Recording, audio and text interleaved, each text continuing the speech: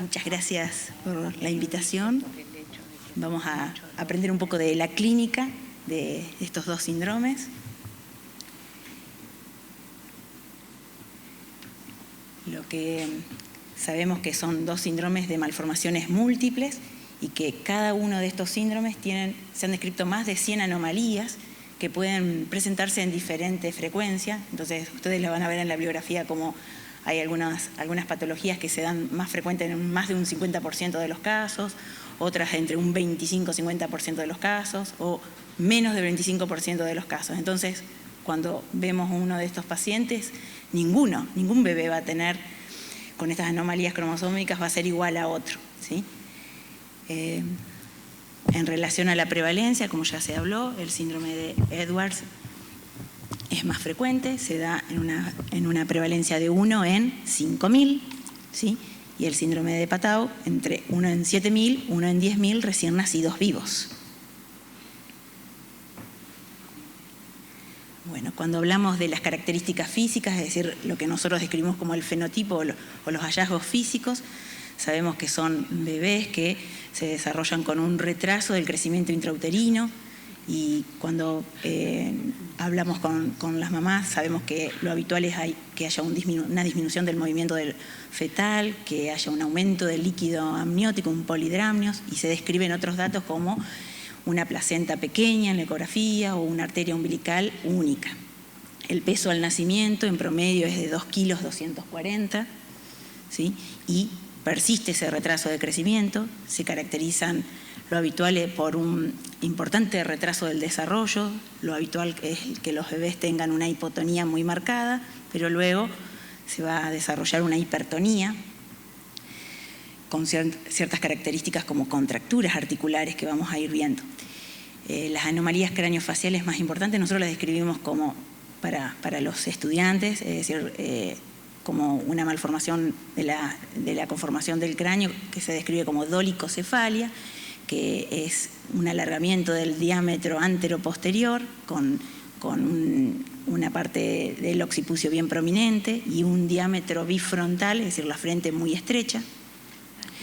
La postura del bebé es muy característica, con flexión cervical, la forma facial, con hendiduras faciales bien cortitas, con una nariz pequeña, antevertida, la boca es pequeña, con un paladar estrecho, y lo característico es una microretrognatia, es decir, que el mentón es pequeño y muy retraído, con orejas que se describen como dismórficas y bajas. Piensen que son todas características, en general, la mayoría las más frecuentes, pero no están en todos los niños iguales.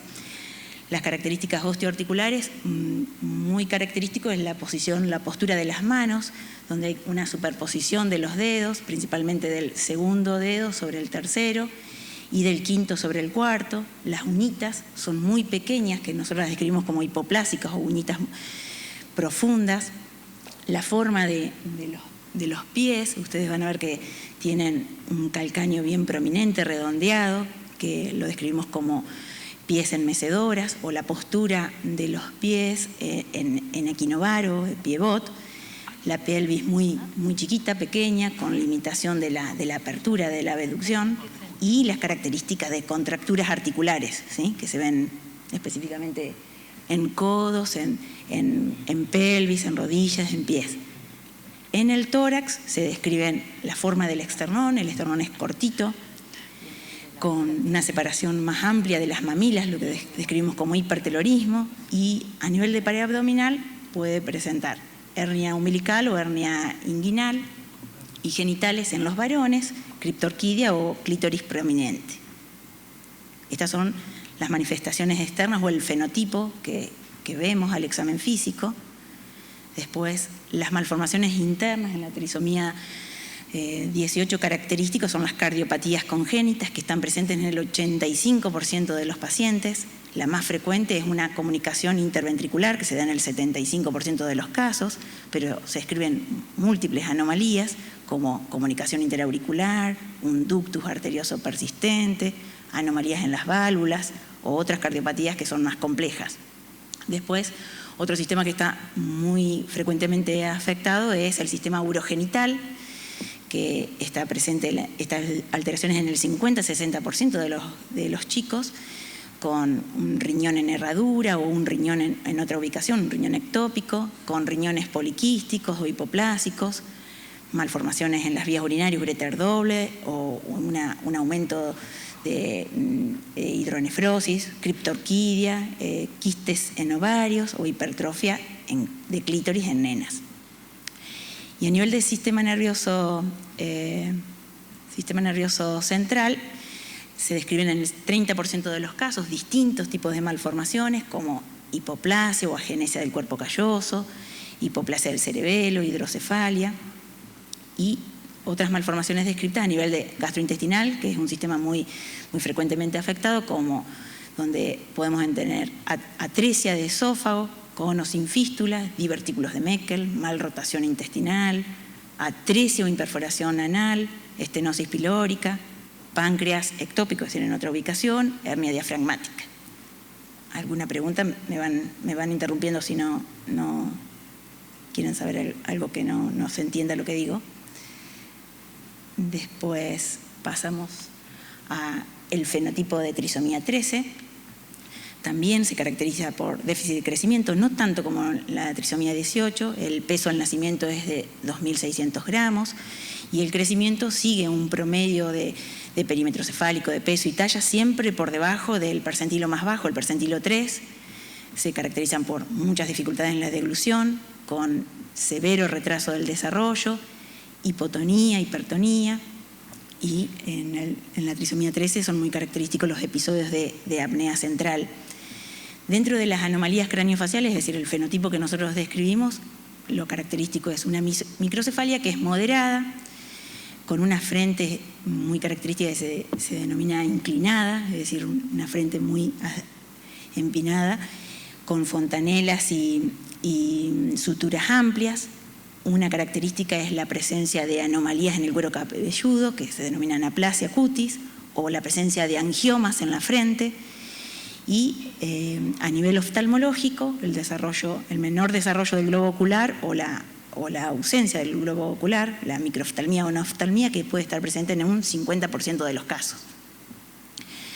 El hipotelorismo o hipertelorismo es lo que describimos como si los cantos internos de los ojos están muy juntos o muy separados, un puente nasal o una punta nasal prominente.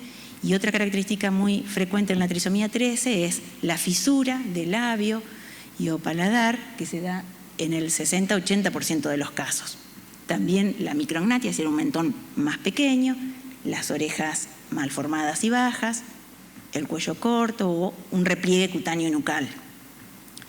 A nivel osteoarticular también se caracteriza por las manos en flexión, ¿sí? Flexión de los dedos, aunque puede tener o no superposición, como en la trisomía 18. Puede presentar lo que denominamos como camptodactilia, es decir, la flexión de las manos que no las podemos lograr la extensión. Polidactilia posaxial, es decir, del lado externo a nivel cubital, un dedo extra o más de un dedo extra. Las uñas bien hiperconvexas, también pequeñas. Los pliegues de las palmas de la mano únicos o anómalos. La postura de la mano es característica también de una desviación cubital de la muñeca hacia el lado externo. Los pies también pueden tener ese calcáneo prominente, ¿sí? O una polidactilia, y los pies equinovaros, y contracturas articulares, como se ve en este paciente. Hipoplasia de pelvis. Y a nivel de tórax describimos como o la agenesia o la hipoplasia, es decir, costillas muy pequeñas. Las mamilas también con poco desarrollo, hipoplásicas, y a nivel de la pared abdominal, hernia umbilical o inguinal, el desarrollo anómalo de la pared abdominal, que es una malformación que se describe como ónfalocele, y genitales, es característico en varones, o criptorquidia, es decir, no descenso de testículos, hipospadias, escroto anormal. También malformaciones internas, siempre son frecuentes las cardiopatías congénitas en el 80% de los casos, más o menos también las mismas que habíamos descrito, pero comunicación interauricular, interventricular, ductus arterioso, anomalías valvulares, la doble salida del ventrículo derecho, la dextrocardia, es decir, el corazón ubicado a la derecha, la coartación de la aorta. A nivel urogenital, múltiples malformaciones que pueden ser displasia renal quística, hidronefrosis, hidrouréter, riñón en herradura, uréter doble, criptorquidia, escroto normal, el útero bicorne. Y a nivel de sistema nervioso central, en la trisomía 13 es muy característico una malformación que denominamos holoprosencefalia, que puede estar en grados variables, una alteración en la separación, en el clivaje de los hemisferios cerebrales, y eso es en distintos grados, pero está presente en un 60-70% de los casos, desde una forma muy leve, una forma más severa, microcefalia, agenesia de cuerpo calloso, hipoplasia de cerebelo, hidrocefalia o mielomeningocele. A nivel gastrointestinal, una de las malformaciones que ya describimos es el defecto en la pared del abdomen, el onfalocele, y tejido esplénico o tejido de páncreas que esté ubicado en otro sitio, heterotópico, divertículo de Meckel, la rotación incompleta de colon o una hernia diafragmática. Entonces, cuando sospechamos trisomía 13 desde la clínica, desde la ecografía, hay ciertas características que pueden estar presentes en un recién nacido, pero no siempre están juntas. Es decir, lo más frecuente sería fisuras orofaciales, el desarrollo anormal del globo ocular, la microftalmía o la anoftalmía, y la polidactilia posaxial del lado externo de las manos o de los pies. Esas son las características principales, o podría ser una anomalía del sistema nervioso central como la holoprosencefalia, pero siempre asociado a malformaciones múltiples, o una característica que nos hace pensar también el desarrollo anormal del cuero cabelludo, que son las aplasias cutis. Acá tenemos un listado de algunas de las características que podemos encontrar a nivel de la ecografía, ¿sí?, que se presentan en el 80% de los fetos. Entonces, lo importante como ser de diagnosticar una de estas alteraciones a nivel de la ecografía es que si hay una malformación de esta importante, siempre se plantea que hay que ir a buscar si no hay una segunda para que nos haga pensar sobre todo que sea una trisomía 13. Entonces, se describen defectos cardíacos, dijimos anomalías del sistema nervioso central, anomalías faciales, la fisura del labio, fisura de paladar, anomalías urogenitales, los riñones hiperecogénicos en la ecografía, el defecto a nivel de la pared abdominal, el onfalocele, polidactilia de manos o de pies, pies en mecedoras, higroma quístico, focos ecogénicos intracardíacos, un retraso de crecimiento intrauterino, una ectasia pílica, una dilatación de la vía urinaria o una arteria umbilical única. Eso es a nivel ecográfico, ¿no? Después, bueno, lo que nosotros sabemos y lo que está en la bibliografía, es decir, si nosotros nos ponemos a buscar, siempre vamos a encontrar ciertas características que están descritas. Nosotros lo que sabemos es que actualmente un diagnóstico temprano de una anomalía cromosómica permite realizar el asesoramiento genético adecuado, que si buscamos estos datos estadísticos en la bibliografía, lo que está escrito es vida media en promedio, 130 días para trisomía 13, 48 días para trisomía 18, y descrito tenemos varios reportes de niños que sobreviven dentro de la segunda década. Eso es lo que vemos en la bibliografía, pero ahora estamos viendo los chicos actualmente con nosotros y nos cambia un poco lo que uno piensa y lo que estamos aprendiendo día a día. Tenemos que tener en cuenta también que cada caso es individual, pero que la historia natural o la supervivencia en chicos con trisomía 13 y 18 está dada por la asociación de múltiples malformaciones y su severidad o gravedad, la presencia de episodios de apnea central, que muchas veces son la principal responsable de la muerte precoz, como se habló recién, por el mecanismo etiológico, es decir, aquellos casos de mosaicismo podrían presentar un fenotipo clínico poco grave, siendo muy variable, es decir, pueden tener un fenotipo, una descripción del aspecto físico casi normal, hasta un patrón de malformación completa. En estos casos de mosaicismo se describen en la bibliografía. Trisomía 13, el 5% de los casos son por mosaicismo, y en la trisomía 18 el 10% de los casos.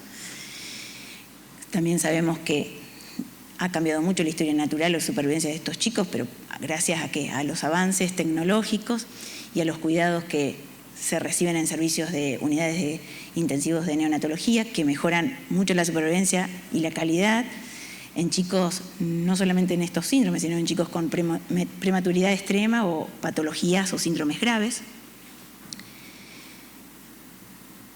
Y con respecto al asesoramiento, que ya se habló, pero nosotros sabemos que el asesoramiento genético se basa en un diagnóstico exacto. Entonces, nosotros planteamos que el asesoramiento genético es un proceso que no se establece en una sola consulta.